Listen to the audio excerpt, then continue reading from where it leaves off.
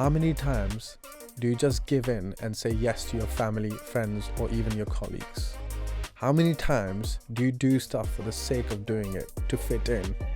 How many times do you feel like you've been pressured to do something and you've just done it for the sake of doing it? You'll be tempted to try new things, and that is great. You should try new things, but some of the things that you try will come at an expense, a price, and that price could be you, your health, or your mental well-being. We are influenced by a lot of people in our lives. We make decisions based on people's opinions, but many times we don't realize that we're making those decisions just to please others. This is called peer pressure. Peer pressure has been the culprit since the beginning of time. Don't get me wrong, there is such a thing as good peer pressure. Imagine one of your friends recommends a new type of food to you, and you might actually enjoy that. Or they might recommend a holiday or a book, and you might actually love those things. This type of peer pressure is actually good for you. In fact, it is one of the things that you need in life. Someone who can have positive influence on you, someone who actually cares about your well-being, and someone who is always looking out for you. Bad peer pressure is when you're pressured into doing things that you really don't want to or like to. This is a no-brainer. I'm not saying anything revolutionary here. It's a well-known phenomena. Even then, you see people fall victim to peer pressure, and they put their well-being on the line. Trying new things as a young person is actually good. But if that new thing is a questionable thing, such as a drug, especially offered by a friend, you might actually find it difficult to say no because of peer pressure.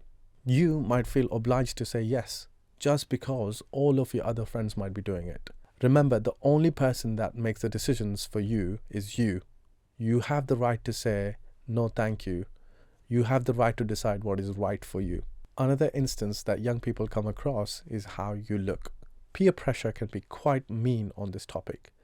You might get asked to change your look, change your diet, lose weight, change your hairstyle, or whatever else people think they want to say to you. One of the things this has led to is eating disorders. In the UK alone, there are 1.25 million people suffering from eating disorders, such as anorexia. It makes me almost wonder how many of these people are actually suffering from eating disorders because of peer pressure. Anorexia has the highest mortality rate in any of the psychiatric disorders. This was very shocking for me to hear.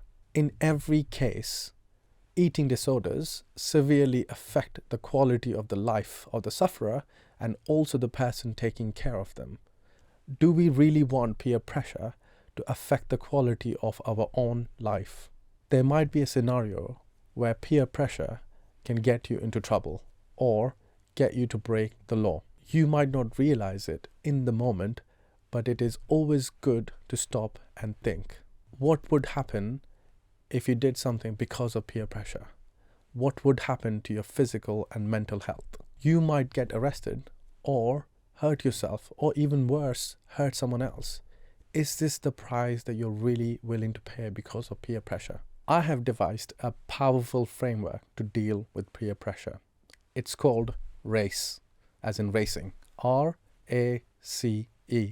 R stands for resilience, A is for ally, C is for confidence, and E is for emotional intelligence. Let's start R in race, which is resilience.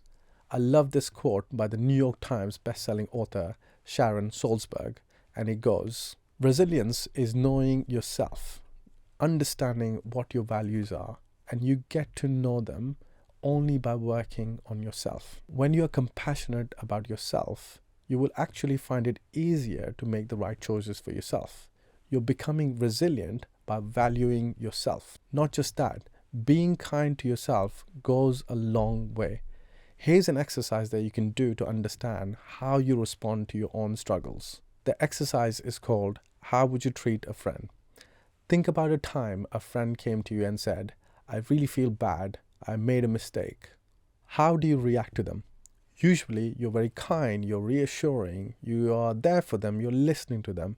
So why don't we do the same thing for our own self? Once you start being kind to yourself, you will start to build resilience. Now let's move on to the next, which is A for ally. You want to find people around you who will be your ally.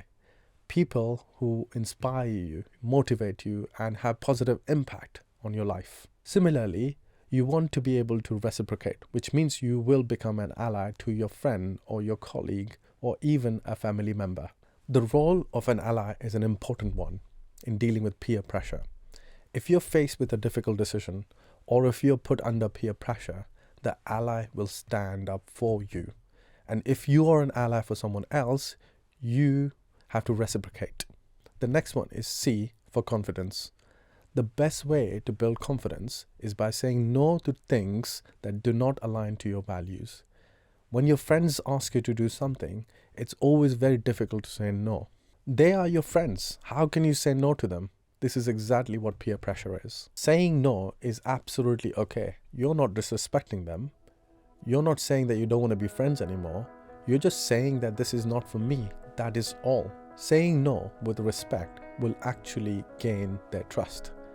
And this is how you slowly but surely start building your confidence levels up to deal with peer pressure. The last one, but maybe an important one, is E for emotional intelligence. According to one definition, emotional intelligence is the ability to understand, use, and manage your own emotions in a positive way to relieve stress, communicate effectively, and to even empathize with others, but also diffuse conflict. Emotional intelligence enables you to navigate social complexities like peer pressure. When you have higher emotional intelligence, you're able to understand your emotions, control them, and react to peer pressure in a positive way.